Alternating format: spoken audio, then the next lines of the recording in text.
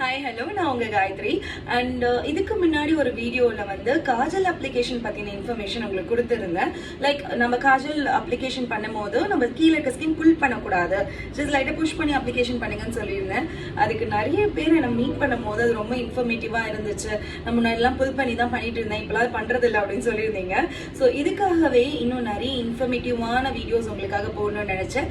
இன்னைக்கு நம்ம பார்க்க போகிறது வந்து ஹாட் ஆயில் மசாஜோட யூசேஜஸ், எப்போ பண்ணலாம் எப்பெல்லாம் பண்ணக்கூடாது அப்படின்றத பத்தி தான் சொல்ல போறேன். ஸோ இந்த வீடியோவை நீங்க ஃபுல்லா பாருங்க.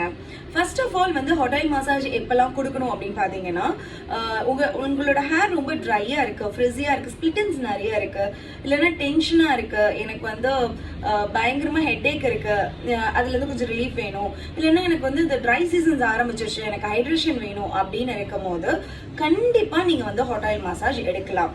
அண்ட் இதோட பெனிஃபிட்ஸ் எப்படி இருக்கும்னு பாத்தீங்கன்னா, நீங்க ஹாட் ஆயில் மசாஜ் எடுக்கும் போது அது பயங்கரமா பிளட் சர்க்குலேஷன் இன்க்ரீஸ் பண்ணி உங்களோட ஹேர் வந்து நல்லா ஷைன் அண்ட் ஸ்மூத்தா வச்சிருக்கும். அது மட்டும் இல்ல, ஹேருக்கு வந்து பயங்கர ஸ்ட்ரென்த் கொடுக்கும், ஹேர் நல்லா ஸ்ட்ராங்கா இருக்கும், க்ரோத் நீங்க வந்து விசிபிளா பாக்குற மாதிரி இருக்கும்.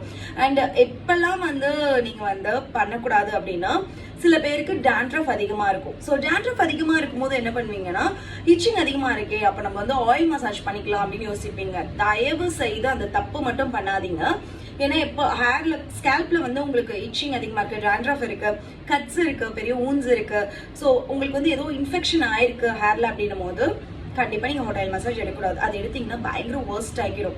அப்போ வந்து டேண்ட்ரஃப்க்கு ட்ரீட்மெண்ட் இல்லையா, நான் டேண்ட்ரஃப்க்கு ஆயில் மசாஜ் எடுக்கும், டேண்ட்ரஃப்க்கு ஹாட் ஆயில் மசாஜ் எடுக்காதீங்க. பட் அதுக்கு பதிலாக ட்ரீட்மெண்ட் எடுங்க. ஸ்பா இருக்கு, உங்களுக்கு வந்து அது ப்ராப்பரா ட்ரீட் பண்ணி ஸ்கேல்ப்ல இருக்கிற அந்த டேண்ட்ரஃப்லாம் ரிமூவ் பண்ணலாம். ஹை ஃப்ரீக்வன்சி வச்சு உங்களுக்கு டேண்ட்ரஃப் ரிமூவ் பண்ணி அப்படி ட்ரீட் பண்ணலாம். ஸோ அதுக்கு ஒவ்வொரு ட்ரீட்மெண்ட் இருக்கு. அது தெரிஞ்சுட்டு நீங்க சோர்ஸ் எடுத்தீங்கன்னா உங்க ஹேரை நீங்க பாதுகாப்பா பாத்துக்கலாம், பிளஸ் ஸ்ட்ராங் அண்ட் ஹெல்த்தியா நீங்க வச்சுக்கலாம். வீக்லி ட்வைஸ் நீங்க ஹாட் ஆயில் மசாஜ் எடுத்துக்கலாம். அண்ட் நன்றி. இந்த மாதிரி நிறைய இன்ஃபர்மேட்டிவ் வீடியோஸ் உங்களுக்கு இதுக்கப்புறம் வந்துட்டே இருக்கும். So stay tune.